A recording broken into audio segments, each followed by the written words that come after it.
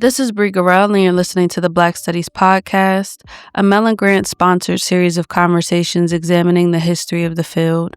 Our conversations engage with a wide range of activists and scholars, senior figures in the field, graduate students, and everyone in between, culture workers and political organizers, in order to explore the cultural and political meaning of Black studies as an area of inquiry and its critical methods.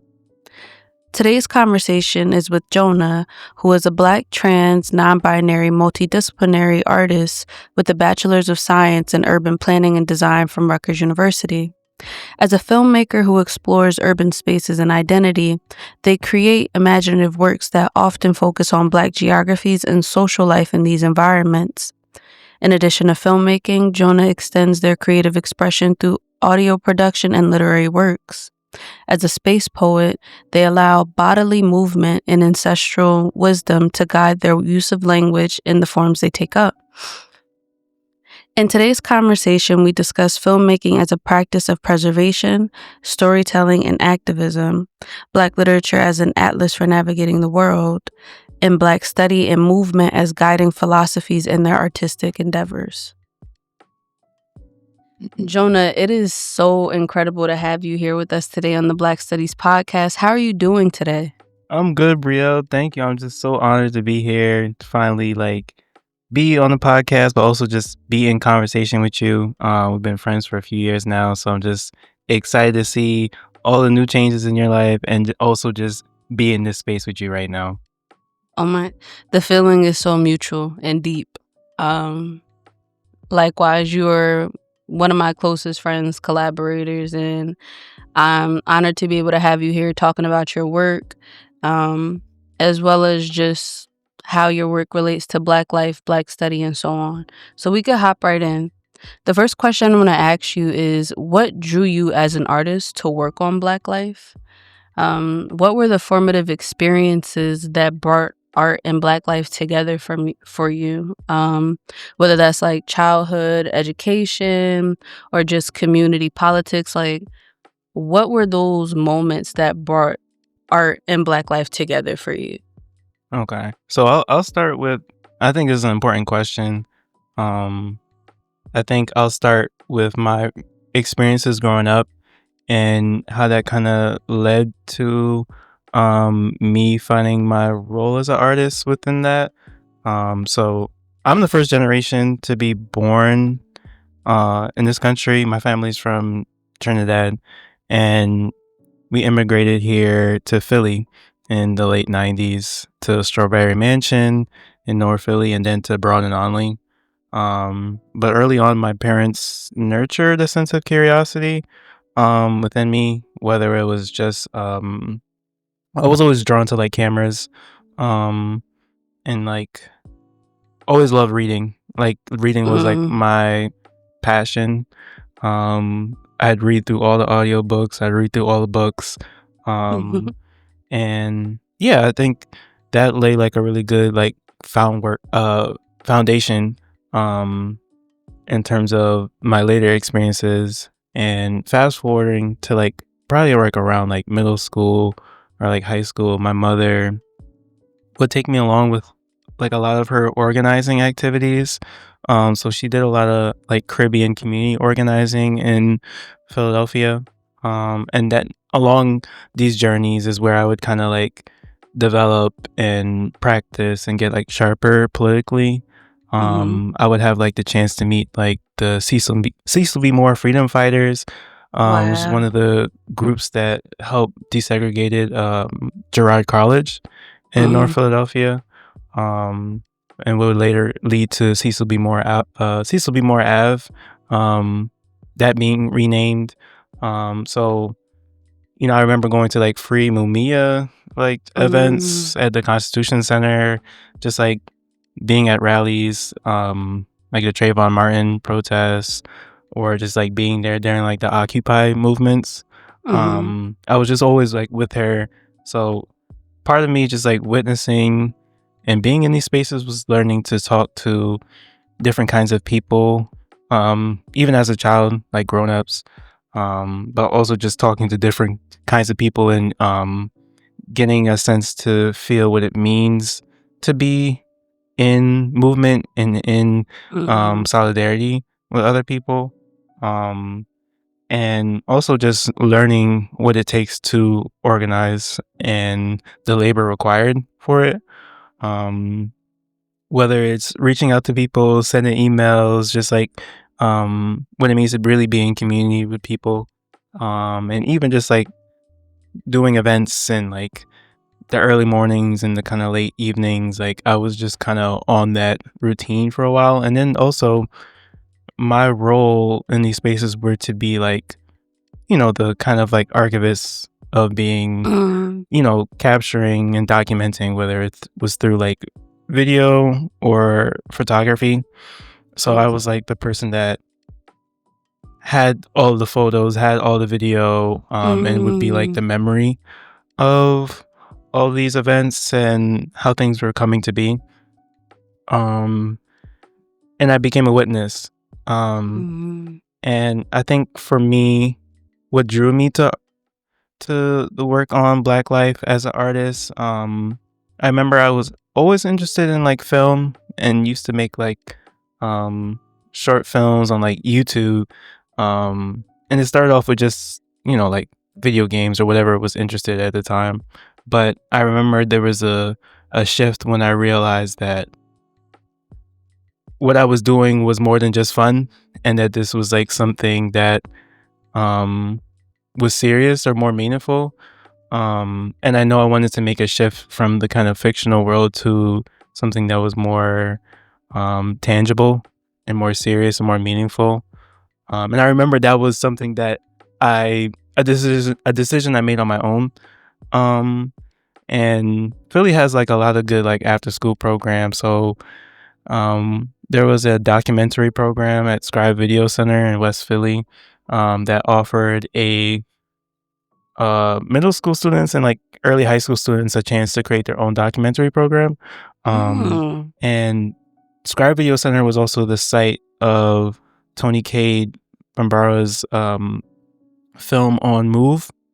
Oh. That's what I learned after the fact, but this place was also just like a radical space for like learning and like filmmaking. And this is where I was like first getting my chops and first learning how to collect like interviews and to really get acclimated to documenting in a documentary kind of style. Mhm. And so it was around 13, I made like Wow. my first documentary, and it was on the history and the state of hip hop and rap in Philly at the time. So Oh. this is like 2013, 2014. Yeah, I'm giving out my age, y'all. My it ends with a 0, it has a 2 in it. But yeah, that was my first documentary because I was just getting into music and hip hop, and um being that my family is Caribbean and dad just moved here, we just moved here. Um for me, I had like a very Black American experience growing up Mm. here, so I kind of got both experiences. Um, so I think for me, getting into documentaries and photography was like a way of like documenting and remembering Mhm. movements, remembering people, connecting to people, and it also became this kind of way of thinking through some of the the hard questions that I didn't have the answer to. Mm. Um, and obviously, like my political kind of like praxis kind of evolved from this time as well. Even with like some of like the organizing experiences that I had with my mom. Um, so yeah, I think it just became a way that these things were working together hand in hand. Yes. Black life and art were, I don't see them as separate, Mm. but as something that are in relationship to each other. Oh my God. Thank you so much. And as you were wrapping up, like, I couldn't help but consider just how entangled and enmeshed like your experiences are with just like archiving the, you know, the different organizing and activist experiences that you were a part of, that you got to witness, but also that you were like the responsibility of, you know, holding those memories and those artifacts and, you know, keeping them safe. And then to transition kind of to the Scribe Video Center a little bit like that, that to have something like that in Philly for young, and part of me, I don't know if is this a part of a school? Like, is this like a school programming, or this is just its own independent? That in itself is even more radical, because it's like you're giving it. It begs the question of why is it so necessary that we teach young Black kids or just young folks the skills of filmmaking and documentary? And I think it speaks back to the witnessing that you were talking about, how to be a witness to the world around you, how to witness the difference that we can glean when we're just outside working across identities towards these different shared goals, you know what I mean?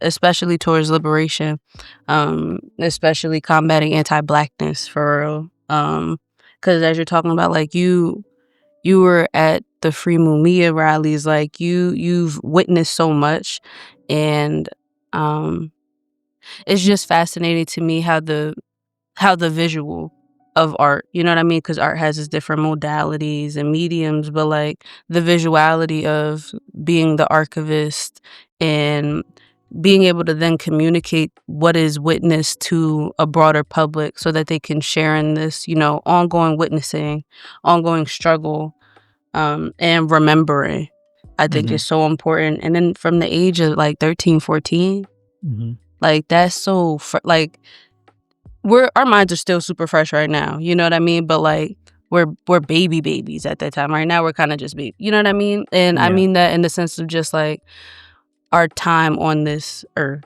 like what we've come across, what we've been able to even understand. So I can understand how that has been pivotal in your journey. And I'd like to add too, like you talked about our minds being fresh at that age. I don't think I understood even though I said like I kind of got an understanding of what it took to be in those spaces, but I don't think I understood politically what that meant, like from a tangible, very like material aspect of what it means to be radical, or what it means to be a freedom fighter, what it means to be a Maroon, what it means to like live and to really be embodied in this. I think now that I've had some time to kind of reflect on it and come back to it, I kind of understand it more. But you know, it was me really taking my time, like from these experiences and challenging myself, whether it was like reading after and then being like, okay, this is true, and then getting pushed and challenged, be like, okay, well, this is no longer true. So I think for me, it was always artistry was also about this, like being pushed to really find what is true for me. And that was something that I took on, even if I wasn't consciously like aware of it, but I wanted to like add that aspect in, because there was ways that I was maybe in those spaces, but maybe I wasn't completely in it in a way, right? Maybe I was just observing, maybe I was just there. So I think in my later, you know, as an adult now, you're able to really like, okay, like I had this experience growing up, but like, is this really me?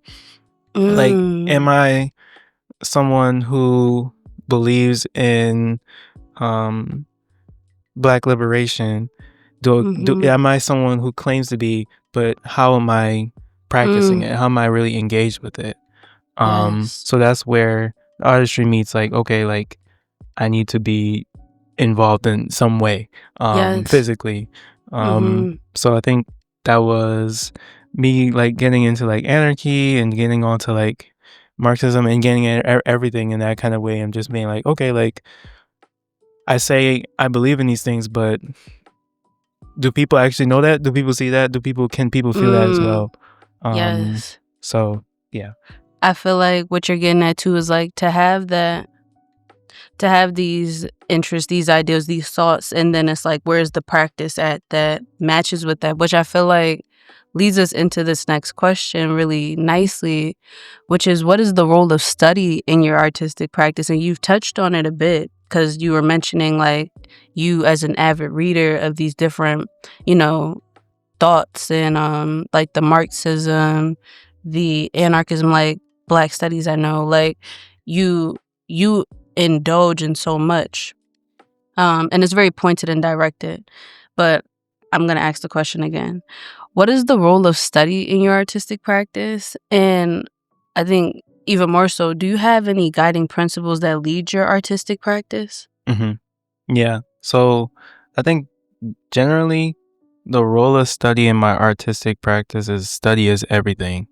Mm, Study is everything, and everything is my classroom. mm, And what I mean by that is just I learn interpersonally. I learn in and outside the classroom, in and outside the books. There's the books I haven't finished, the ideas and perspectives I haven't considered yet. And then there's also embodiment and experience as study. Sometimes I think I spend too much studying and I'd spend too much time researching and observing. And I think for me, the next chapter is really traveling, traveling and being embodied in a certain kind of way that would allow me to experience life in a more full kind of way that's like involves storytelling and across borders and nations and oceans. mm, I learned a lot in the in between. Um, I went to undergrad at Rutgers for urban planning. Um, and I finished that, and I decided that I didn't want to do graduate school right after undergrad. But for me, I enjoyed the in between of like still having like the intellectual pursuits or the intellectual connections with like the Black Ecologies Lab and some of the work I do there. But also just like the other world of just like being tangibly here. mm-hmm, So yeah, I think it's in between that I kind of learn, um, what's ending, the world that's ending currently, and then like what's being actualized into possibility. mm-hmm, And my guiding principles that lead my artistic practice, I think for me, a lot of things do start interpersonally. okay, Um, um, like for me, um, the relationships in my life is really how I begin to practice some of the things that we say are radical. Um, so I feel like for me, it's being as open. And if we're getting like personal and we're getting deep, like, I'm polyamorous, um, I'm non-binary, and for me, my queerness is a kind of political practice of like, um, remaining open to possibility and not being confined to a binary. mm, And that kind of leads into my artistic practice, but also just how I treat people, mm-hmm, um, of trying to um, be someone that is neither good or bad, but someone that is very connected to my desires mm-hmm, and my needs, and very open to negotiating and holding space for other people as well. And finding a middle ground, or just finding like space in between space that shouldn't be there. And I feel like that opens up a lot of space for me artistically where I can start a new creative endeavor. Like I started producing and making music like two, mm-hmm, 3 years ago. And it was something that I always wanted to do, and I just started doing it. And sometimes, like recently, I listened to like some of my old music, and I was just like, "How did I make that?" And I'm just like listening. I'm like, wow, I'm like, okay. And there's still a lot of things that I want to grow with music in terms of like integrating all of my interests and all of the different soundscapes and including it into like my filmmaking. And that's one of the reasons why I started filmmaking, to be able to curate a sound that reflects the visual as well. Mm. Um, so knowing that, I can start something, and be open to that process. I think that reflects like I think it's also a kind of bravery as well, a kind of courage you have to take, to really create the world that I'd like to see. And maybe along that way, people get to see the world that they'd like to co-create as well. Um, so yeah, I think that's some of my guiding principles, or how that shows up in my artistic practice. No, that's phenomenal. As you're talking, I I feel like your artistic practice, and you even get at this when you're talking about the interpersonal, is not separate from your life practice. It is almost like, they are one and the same. And I think that speaks back to how you were considering the relationship between art and Black life and Black living. Um, and when you say that study is everything, and everything and everywhere is your classroom, I think that speaks to a kind of politic or orientation to how you even understand your relationship as student, but then like artist practitioner. You know what I mean? Um, and you mentioned traveling as something that is where you're seeing the future of like your work or just your artistic practices being informed by. And I feel like you talk so much about space and movement. Like even when you say, you learn a lot in the in between. I felt like I feel like that was so rich because you're not necessarily in any, like, it's almost like a liminal interstitial kind of space. Um and it ties back beautifully to how you even just discuss yourself and how you're embodied as a human, as an individual, your queerness and that openness to possibilities in it. And it almost makes me think of, there's not almost, it does make me think of, I think it's Anarcho Blackness, I think, by Marquise Bay. And one of the chapters, I believe, is like on openness.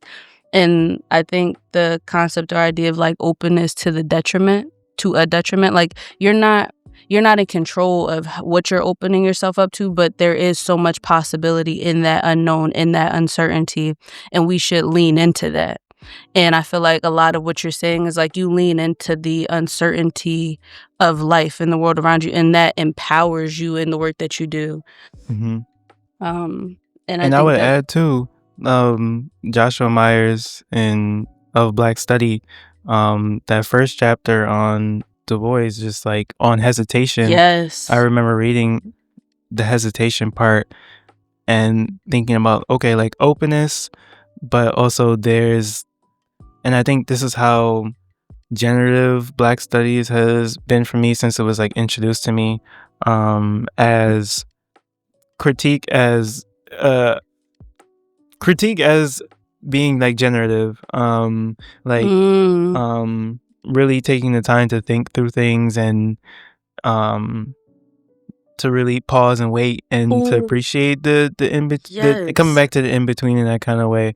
And it's been some time since I went back and read of Black Study, but um yeah, I think that's one of the like Black Studies has given me so much um room to think and challenge Mhm. and critique, but also guidance in terms of um crafting Mm.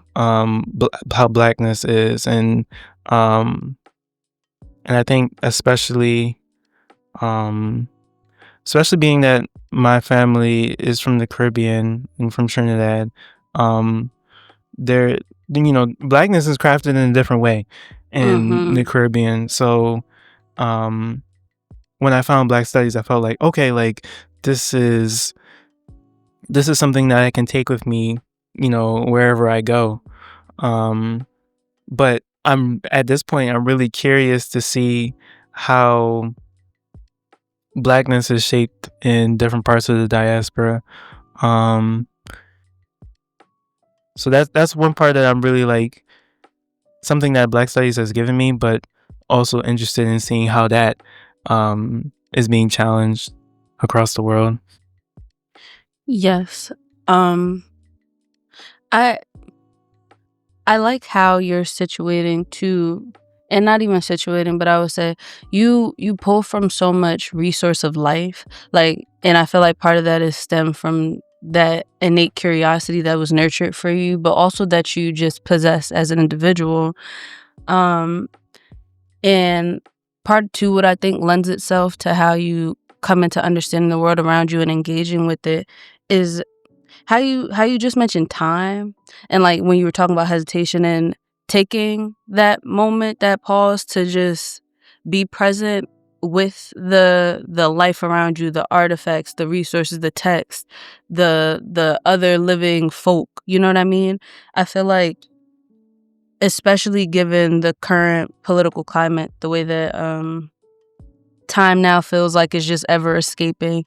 Fascism has this thing that it does with time, but like how necessary it is, especially as artists, Black artists, like scholars within Black studies, it is for us to recognize the temporality that we exist in. And although it's fluid and, ever changing, it's like we can take back our, like, I don't want to say take back our time, but like recognize that we can create the dance in which we flow through. We have the capacity to groove in the necessary ways for us so that we can do the work that is required of us. Mm-hmm. And not necessarily fall victim to the trap of just time is just like we never have it, you know what I mean, or it's always gone. And I feel like when you spoke about hesitation, it just made me think about that. You know what this reminds me of? Calvin Warren's Black Time. Just how time is being theorized there as an instrument of control. Introduce on the plantation. That kind of really just, it was really hard to sit with, honestly. Just but a lot of things really made sense in that piece. And then I've just been thinking about time a lot. And this goes into like some of like the other readings I've been doing on Black geographies. Pat Noxolo has an essay on Black quantum geographies. And I really loved how that essay was reading, especially in terms of the impact of people who are creating these ripples in time, who are stepping and maybe not fully creating their own timeline, but maybe taking like a ripple or current and the impact of what a drop can mean in the rest of the the rest of the kind of like continuum. And yeah, I think it's just these kinds of ways of talking to multiplicity that is important for me, once we start to get out of this binary of black and white or man A or man B. We really start to connect with everything that we're supposed to be, or everything that we're not supposed to be as well.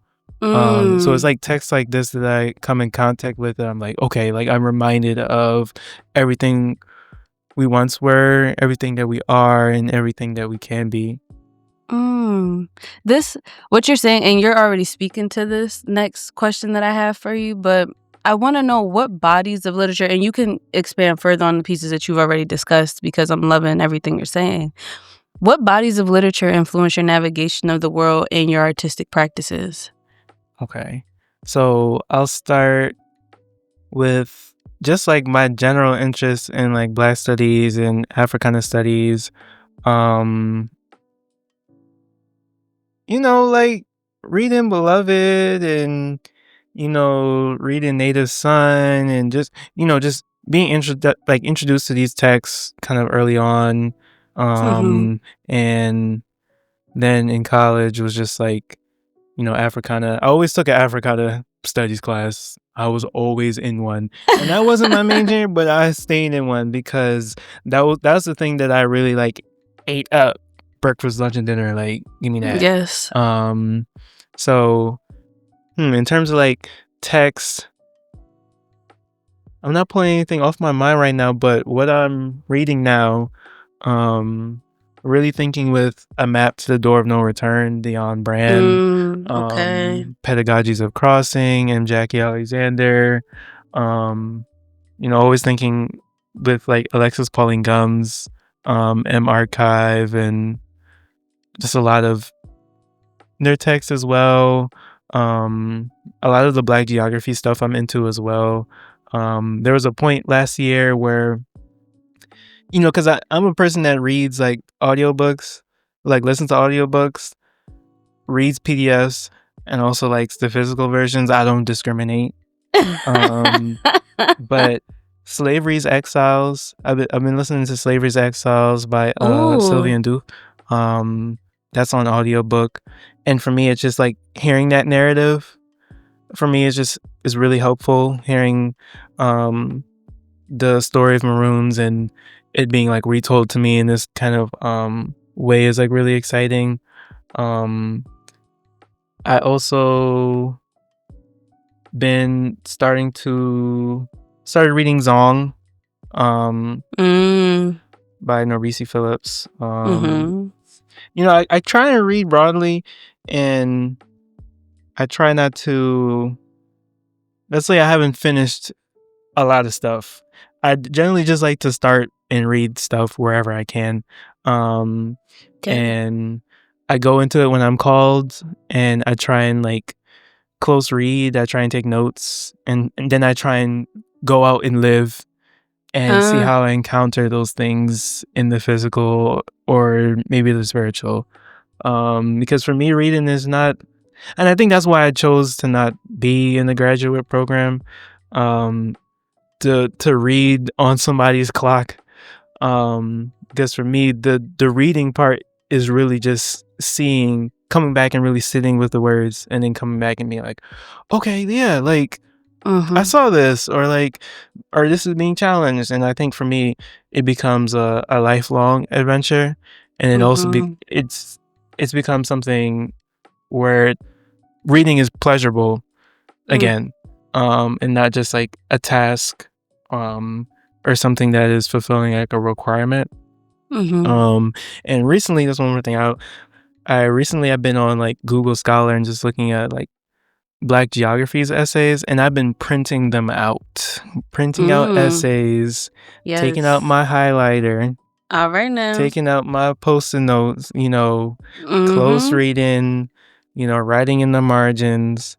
I think I saw Christina Sharp give a talk, and it was, I think she had one of Toni Morrison's books. I'm not sure if it was Sula or Beloved, but when I tell you the book had a post-it note and notes on every single page, I was like, this is how we're supposed to do. Like, this is how we're supposed to be. You're supposed to like sit with the text. So when we talk about bodies of literature, this is what I mean. Like, I haven't sat with it enough to be like, I know what this means for me. Like, maybe I may read a chapter, I may find a quote, and I can sit with it and I know what it means, but these are people's life work that we have to sit with. So it's really being attentive to that and coming back to it, and it's really a lifelong journey. So that's how I am kind of approaching literature in terms of like influencing and kind of navigating the world. I come back to it when I have more questions. and then I ask other people how they're thinking about it. So yeah, that's kind of how I'm coming into it.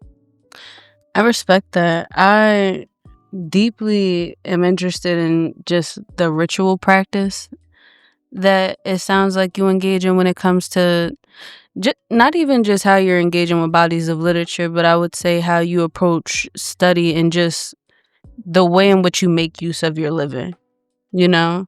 That coming back to the, like, when you're called to the, like, there is a certain, I feel like realness is not the word that I'm looking for, but the authenticity of that, and honoring your living as being, who is in a space where there's so much always going on. You know what I mean? To sit down and just say, I'm gonna read this entire thing, it almost takes away from the reality that you are, once you open that text, once you engage with it, you are now in a conversation with it. Like that coming back to it is almost like the natural way in which you, or I don't want to say natural, but it is it makes sense that one would have that practice when it comes to engaging with the word, because like you're saying, these are somebody's words. This is a life's work, energy, time, all of that, and so much intention. So a lot, like, as you're talking about your practice, your reading practice, there is so much care that goes into that, the attentiveness that you speak to, and then to find pleasure in that experience is also incredible, because it's like that almost speaks to your calling in a way. And I don't mean that in like a super dramatic way, but I mean in a serious, like, this is your life's work, like how you take it up seriously, your artistic practice. So thank you so much for sharing that. And then also, a lot of the people that it sounds like you were sitting with, like, a lot of people who, I don't want to say they're all Caribbean, but like they're descendant related back. Like, so a lot of, I feel like what your work calls you to is that space of the Caribbean. You know what I mean? Even as growing up, like, first gen in the United States, like, a lot of your work, I feel like, calls you back to that space. And that in itself is already like, there's so much that you can learn and sit with, being called back to the different cultures and peoples throughout the Caribbean. But And more than that, I feel like when I'm in the South, like, I'm in the Caribbean as well. So like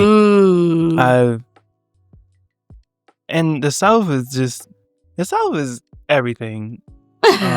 Okay, the South is Caribbean. The South is everything. So like for me, talk about it. being in the South is like, wow, like I'm reconnecting with parts of myself that I forgot. I'm being in New Orleans and being like, whoa, like this reminds me of like Trinidad. This reminds me of like home. Like, oh, these are the same spices, or these are the same, like, how y'all know about that? Like, there's a I think for me, the definition of the South, or like the borders of the South, it's extended past just the literal United States.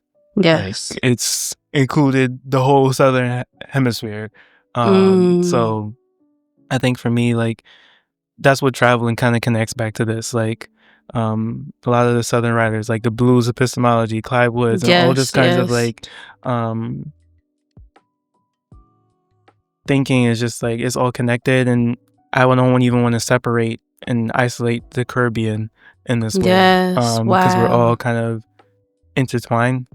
Yes. And still in the same region. Yes. So yeah. I love that. Oh my, yes. I love that, especially because I think it's real common practice to think of them as distinctly different just because of how we think of geography.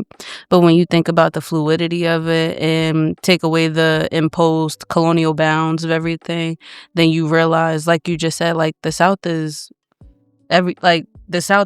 just the South ain't just like a Mississippi. You know what I mean? Like, it extends farther beyond, and it makes you think about movement and travel and just how culture and traditions find their ways everywhere, because people move everywhere. You know what I mean?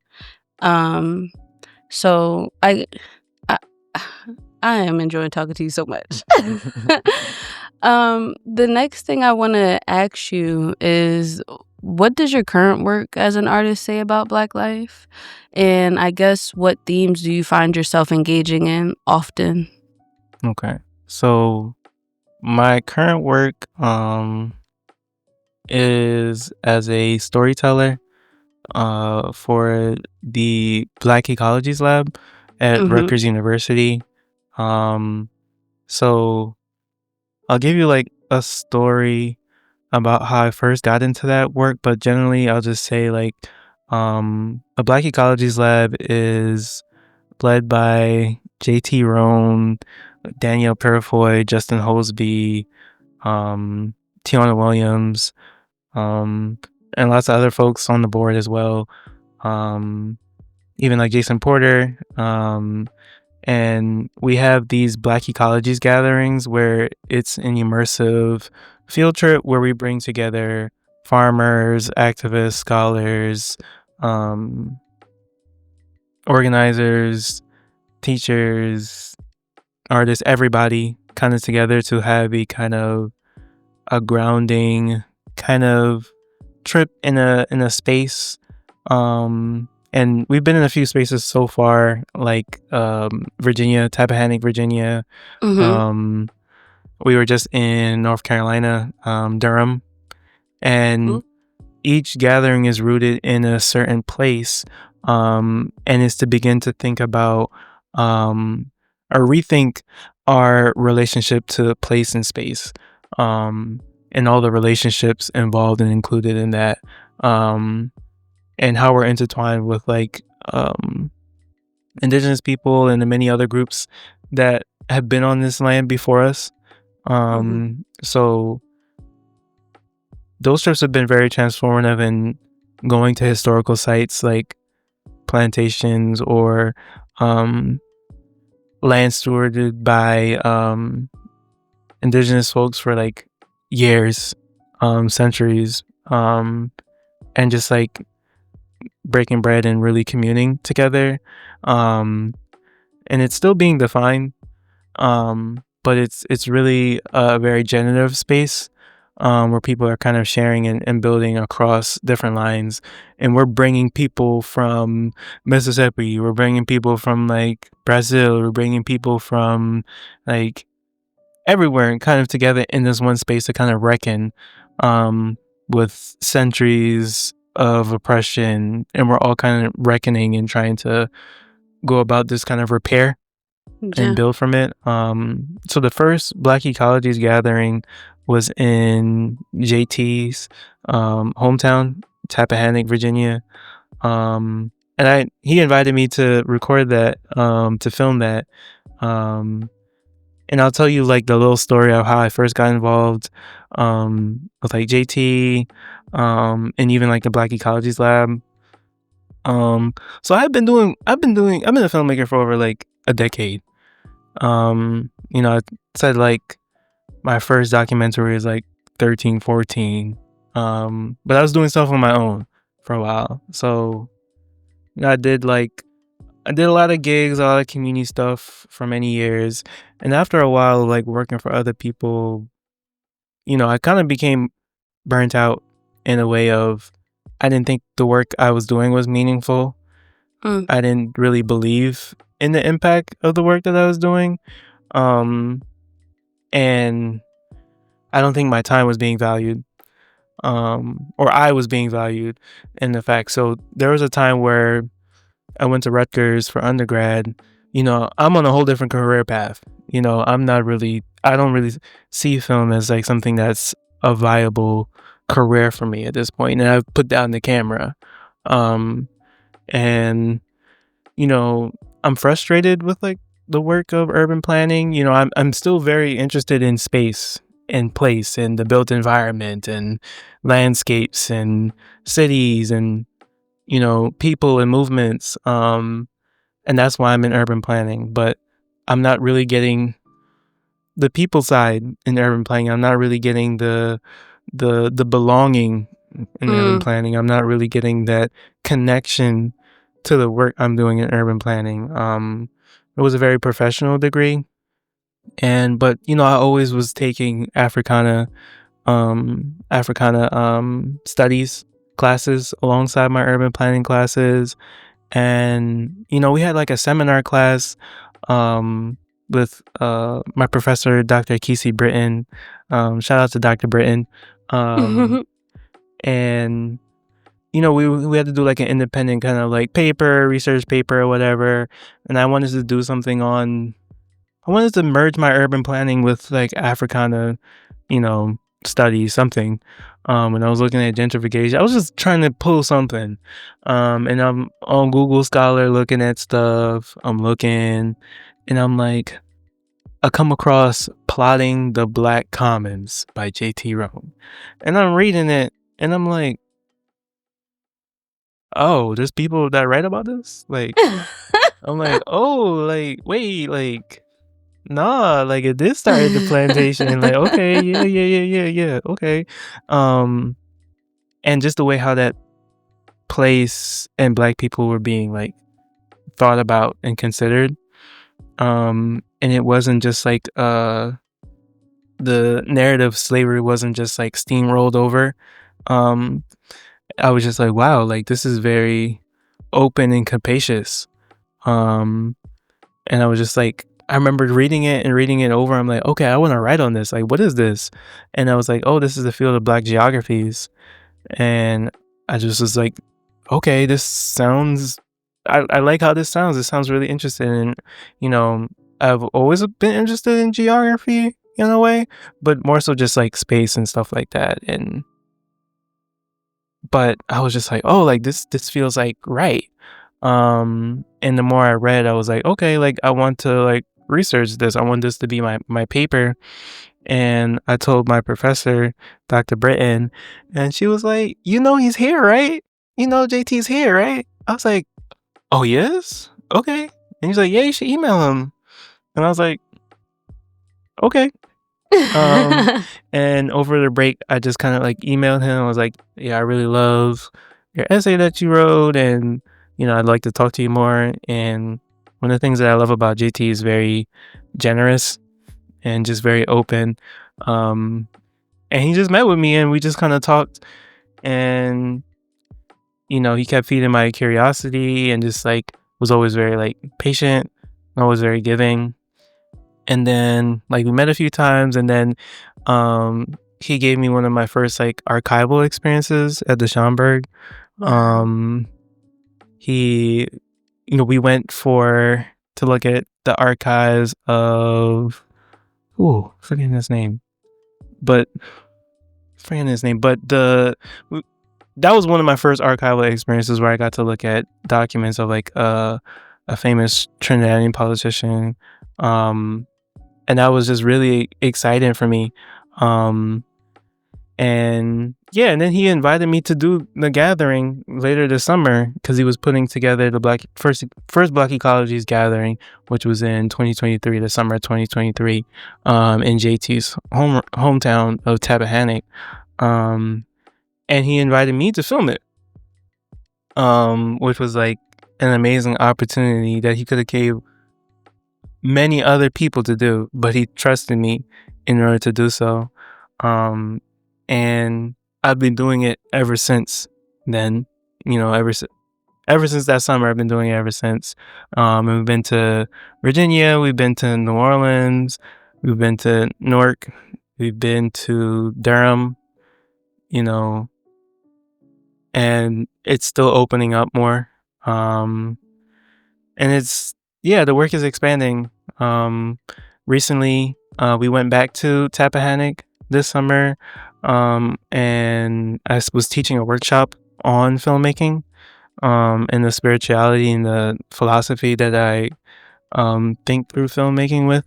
We're trying to build it out into like a curriculum now of, how to think about filmmaking, but also just as a practice of thinking about oral histories and collecting oral histories. So then we had students and participants then collect oral histories of local elders in the Tappahannock community, which is very exciting. I got a chance to run around and, set people up and be like, "Oh, is this lighting good? Who's asking the questions?" And, everybody was very serious about it. That was very like, it felt really good to be sharing not just what I learned, but um, to then just have other people involved in the process of recording histories. So that's kind of like the work that I'm doing now. And, I'm working on like more film work in the Black Ecologies Lab, but I'm also working on a archival project with the Antipo Foundation it's called the Black Geographers on Film Project. I'm working with Alex Moulton and Brian Williams on an archival project that archives and interviews Black geographers across the country. Wow. And that's also becoming like a transnational project where we're trying to open up to different Black geographers across the globe. We're trying to make it more accessible across language as well. So we're thinking about Brazil.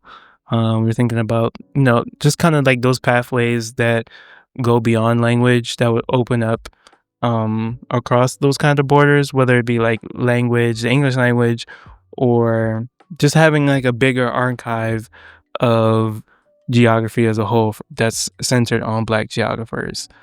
Because there's no current archive for Black geographers at the moment. So wow. This is like that's another project that I'm working on, and it's very exciting. But I really love the work that I do, and it like really breathes life into me. And I love that how I can take it wherever I go. Yes. And it goes with me. So thank you so much. When you say that you're a storyteller, that just, I don't know, it sat with me so much, especially because you're traveling across so many different spaces, encountering so many folks of all walks of life with like the work that you're doing with Black geographies, like the Black Ecologies Lab, but then also the work that you're doing just with the Black Ecologies archival, not Black Ecologies, Black Geographers archival project. A lot of your rethinking of the relationship, and it's a collective project, but a lot of this collective rethinking of our relationship to place and space, like, it makes me curious to know, what is the role of community in your artistic practice? And I feel like you speak to it implicitly often throughout this interview, but I guess I would like for you to state, the way that you see community operating in relation to your artistic practice. I think for me, the role of community is something I'm actively trying to redefine for myself. Okay. Because the definition of community that I was raised to believe with in some of like the organizing spaces was that there are people that you are in relationship with that you have to show up every week for, and there's a very like tangible material aspect of that that I'm grateful that I learned. But I think there's another side that I saw to that kind of political organizing that wasn't open to possibility. Where, you are giving and you're engaged in labor, but you're suddenly not open to the possibility of something else happening or of the other. And for me, community now is something that I'm trying to redefine in the words of belonging and meaning. And it's not just obligation per se, but redefining our shared commitment together, redefining that and finding the ways in which we help and we build with each other, but also navigating the ways in which we find our own autonomy. So for me, the role of community is in my artist practice is the network of relationships that help inspire and like build me to where I'm at today. I touched on my relationship with JT and how generative that is, but even Riel, like me and like you's relationship, like when we met in Rutgers, like there was something that just clicked in those moments that kind of allowed me to really lean more into my creativity, where I felt supported. And there was ways that I showed up for you. Yes. During your journey, and there's this kind of like, reciprocity in our commitment to our goals and our very clear like values that we have, in our commitment to Black life and being attentive to our wants and needs and the needs of others as well. So I think my definition of community is like really evolving in this way that feels very capacious, where I can be somewhere distant, but still feel the love and connection of the people who care about me and want to see the best for me, right? I can still feel excited, and I can still support people no matter where I am, right? It's just kind of like meeting across worlds. It's this kind of bridge across worlds where we have our own space for autonomy. We have our own space to go and do all the things that give us fulfillment and joy in our lives as individuals, but where we meet in the middle is also very important. So for me, when I go on the Black Ecologies like gathering, for me it's all the small conversations, like all the small sacred conversations I have with people in between filming. It's when the camera's off and the sacred conversations don't make it to the screen, or that don't get filmed, where we're kind of like bearing our souls and sharing intimate parts of ourselves. That those are the memories that I take, after after I'm home, after I've left, and then I take and I cherish and I remember the things that people said to me, and then I try and like think about them and I'll try and implement them. I try and ask lots of questions and really take people seriously, and people also mirrors for me as well.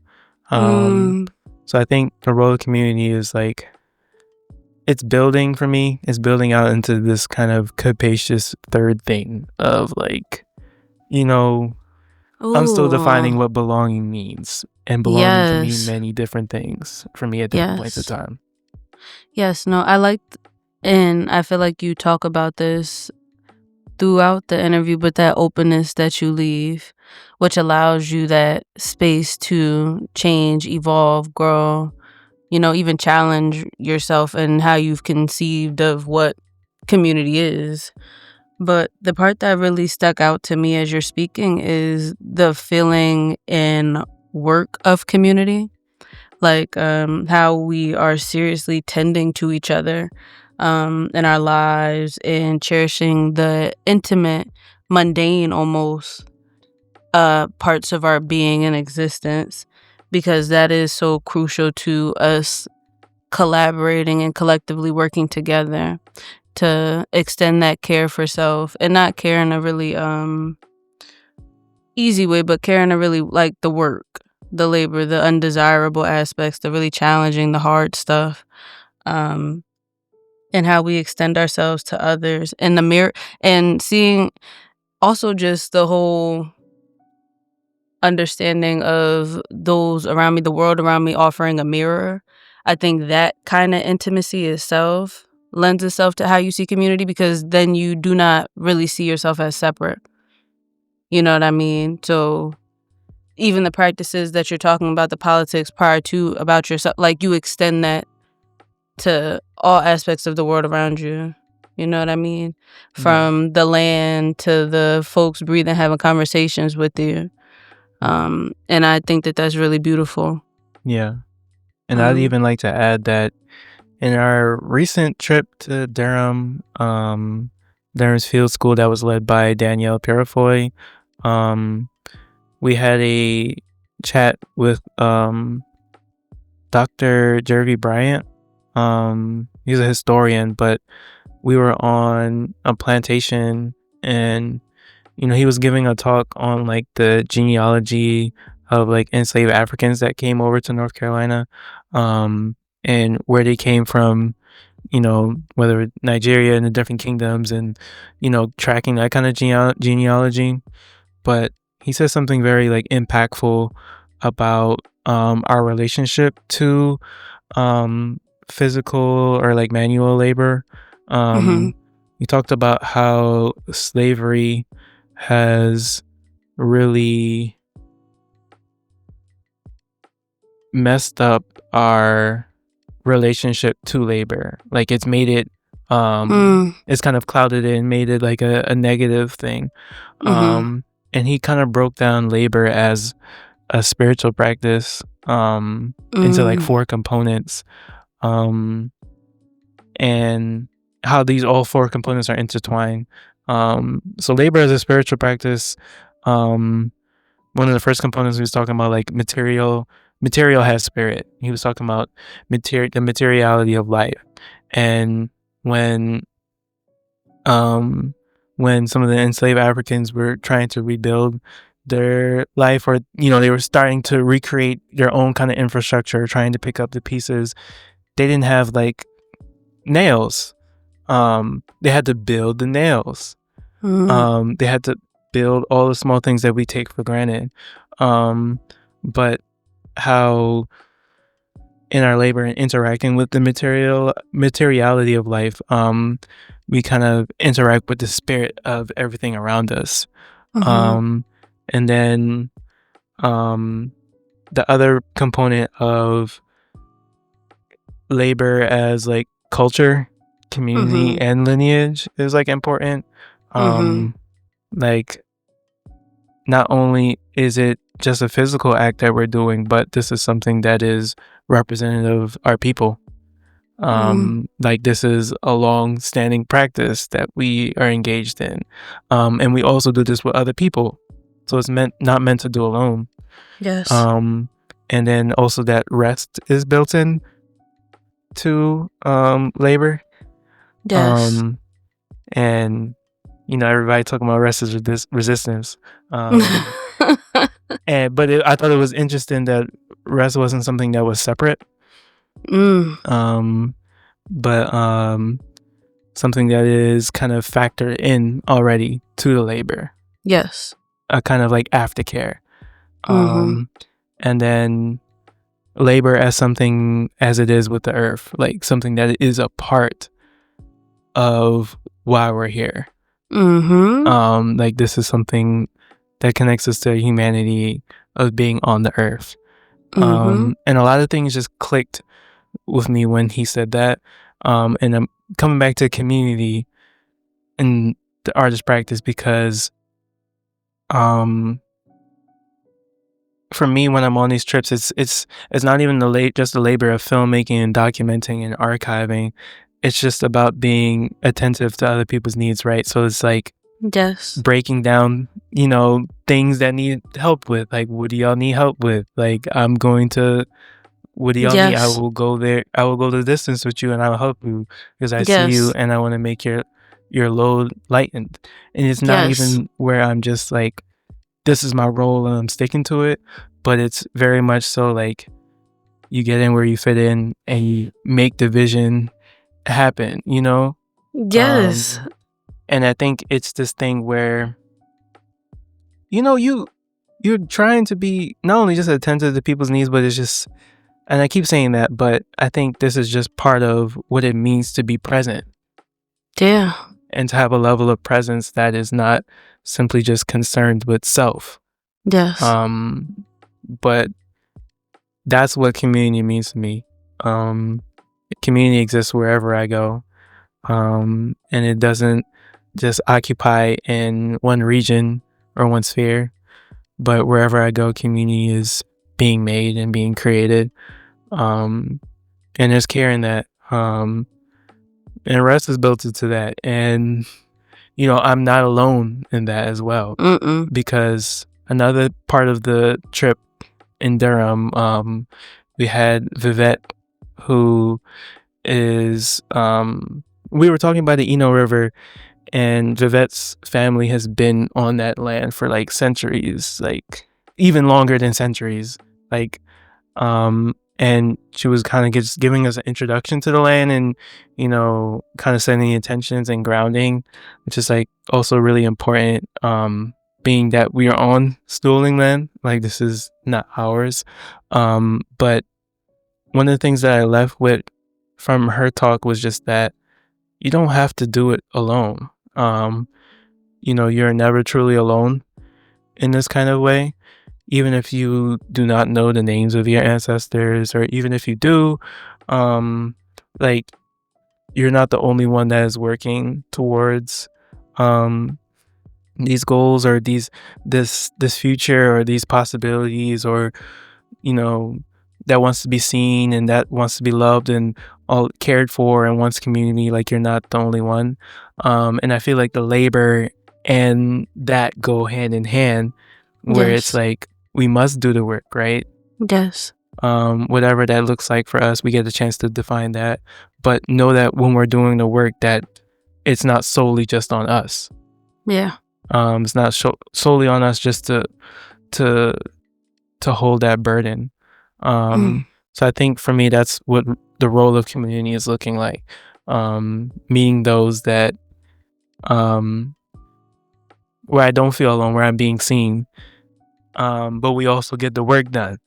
Yes. So emphasis on getting the work done. Yeah.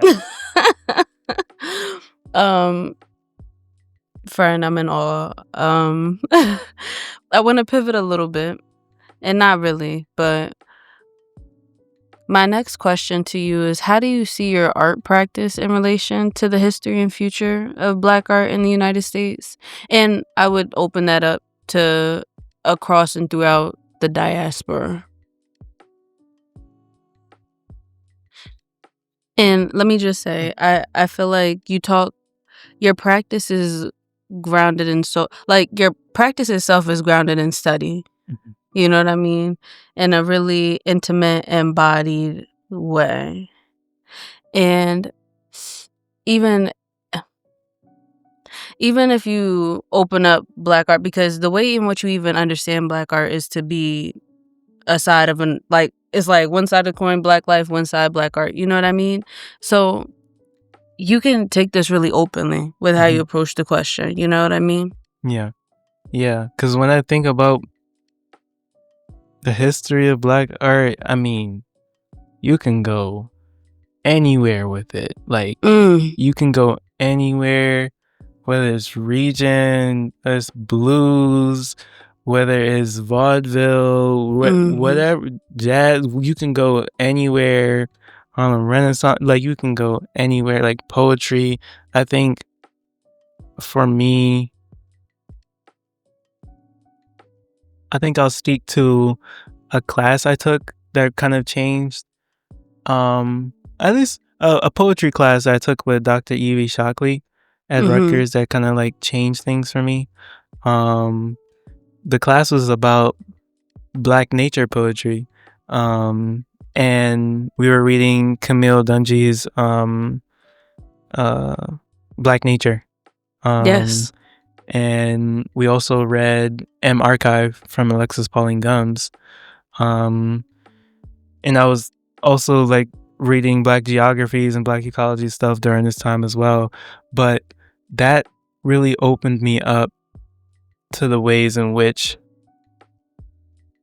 Black people have always kind of related to the world. And it's kind of opened up my eye to like to language in a way that was so encouraging. And I would go to my I would go to office hours with Dr. Shockley like every week because Dr. Shockley is brilliant. And I'd just be in there asking her every question and be like, I was thinking about this and, all of that. And, and, she really encouraged me to like describe things in a way that you have never seen them described before. And I think like the training of being a writer is like, you always want to be technically sound. You always want to, there's a way that you go about formatting. There's a way that you start a paragraph. There's a way that you end. There's a way that you include evidence. But to begin to describe things in a way that we have never described or you've never seen anybody describe, that was a really nice, gentle push, into really starting to redefine my language and really being open to it. And I think that's what,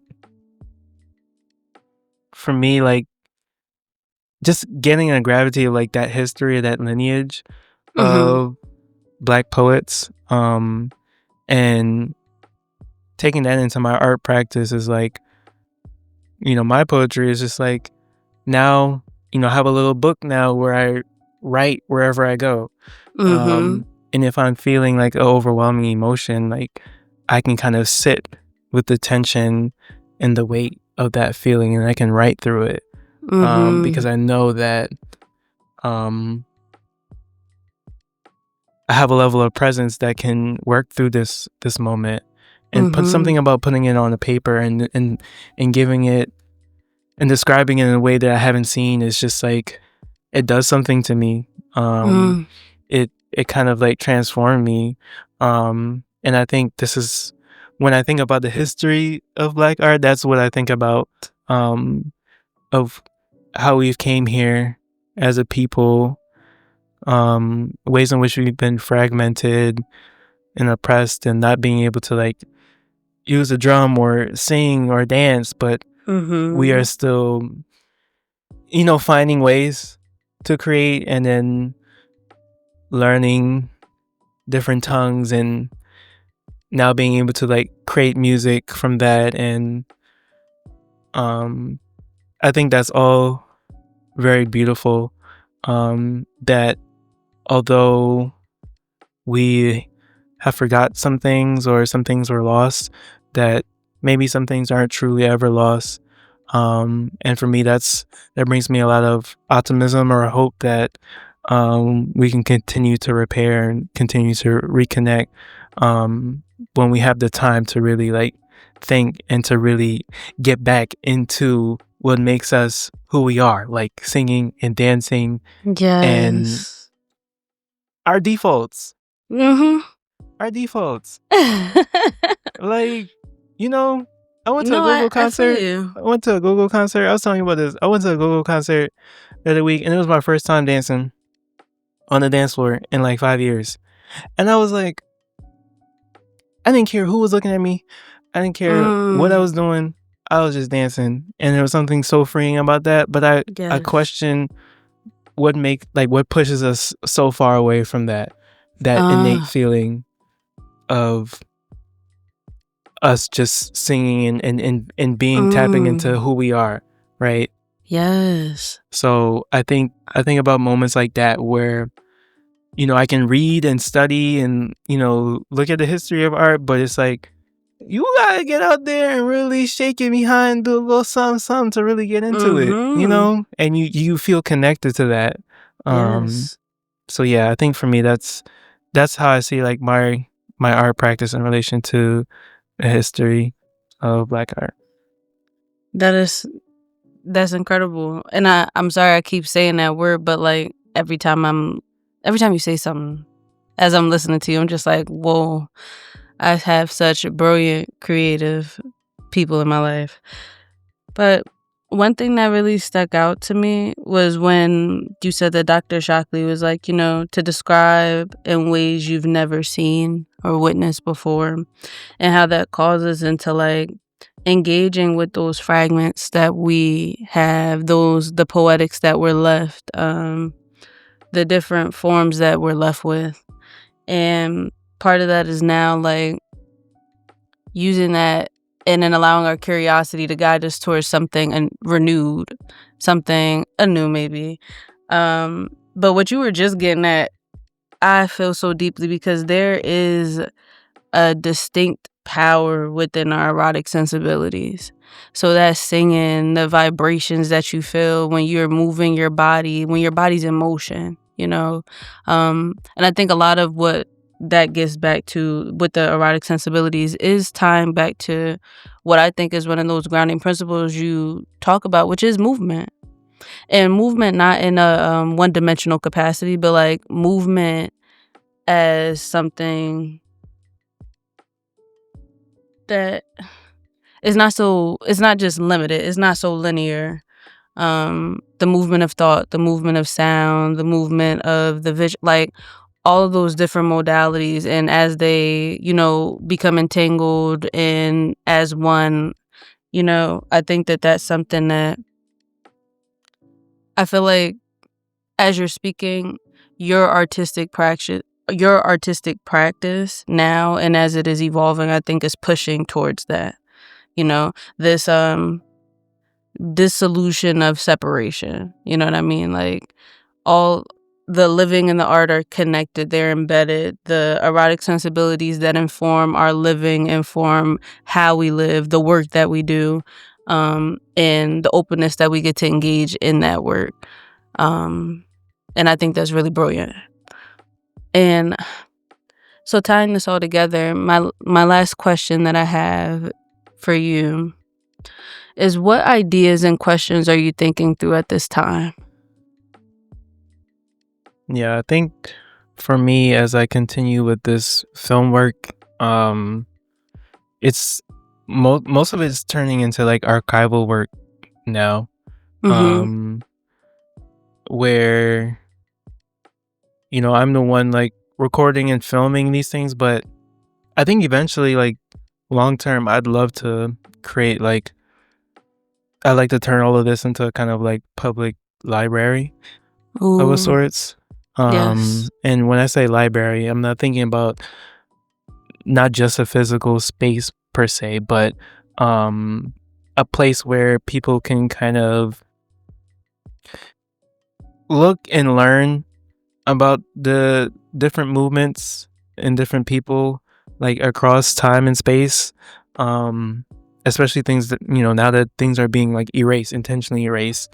I'm Mm-hmm. looking at ways of how to preserve some of this digital work and maybe keep some of it in a physical sense as well, whether it's like turning into like transcripts, Mm-hmm. um or ways to make this work more tangible, or material, um in the digital age, but still preserving some like analog methods as well.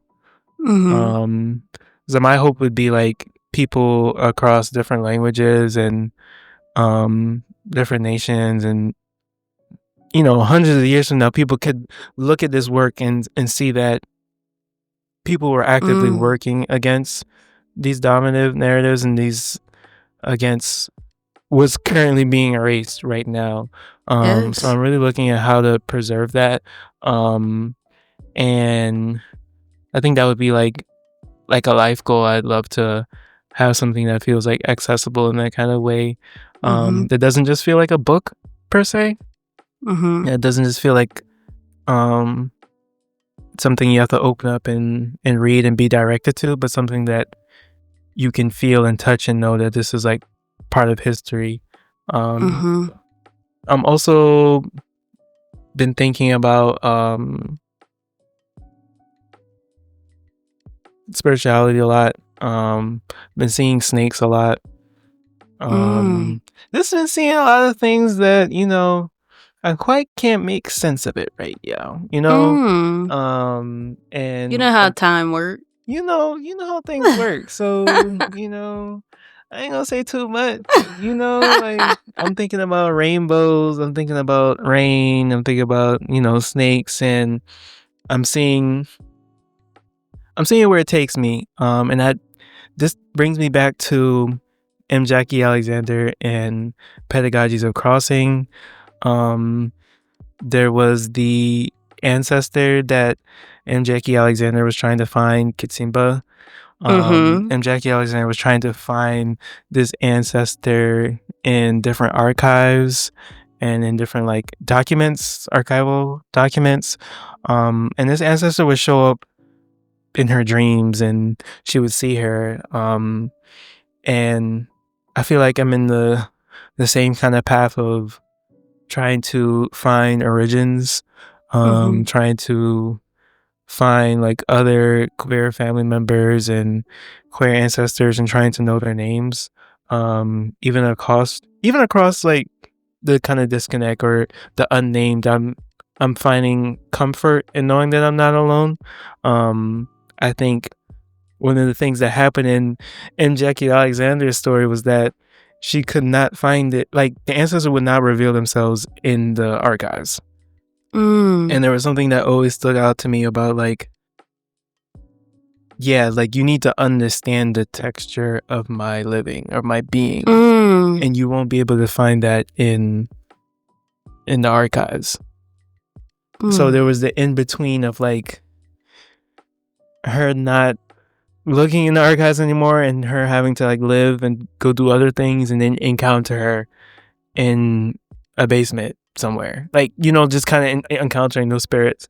So for me I'm trying to follow the little glimmers and the themes that are showing up for me, and to really find my people who are really waiting for me. And I think that's where travel and the storytelling are coming through, because it's not just about my people as well. But I think I find joy in learning about, you know, everyone else as well. I enjoy learning about indigenous people. And I think there's very much so like I find a lot of comfort in our similarities and even in our differences.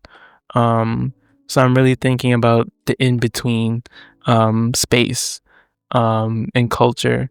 And that's really what I'm thinking about in terms of like spirituality, in terms of defining our being and how we show up in this day and time, in this space of multiplicity. Even as you're talking, as you spoke to the archive, I feel like the in-between is still very present in that negotiation of like, how do we preserve, how do we make this knowledge, wisdom, information accessible, given the way that technology is advancing in this moment, the way that digitality is like the world, you know, especially when it comes to like having material objects. Like the materiality of the digital is something that it leaves so much space to consider and a lot of openness, a lot of possibility. And as you were talking about that, it just made me think back to fragments and how who knows what is negotiated in this process of what gets in the archive, what, you know what I mean? And like how and what may come of that negotiation, I think is a really profound thing for all of us to be considering, especially with our work as scholars, students, artists. This is really brilliant. And then just even when you were talking to spirituality, that in-betweenness. And I think that's something that we could take from you, is to fall into that, not resist it. And I think that that's something that a lot of folks in Black studies embrace. But as for artists and just as a source of creative inspiration or guidance and meditation, falling into that in-betweenness is actually a rich space to be in.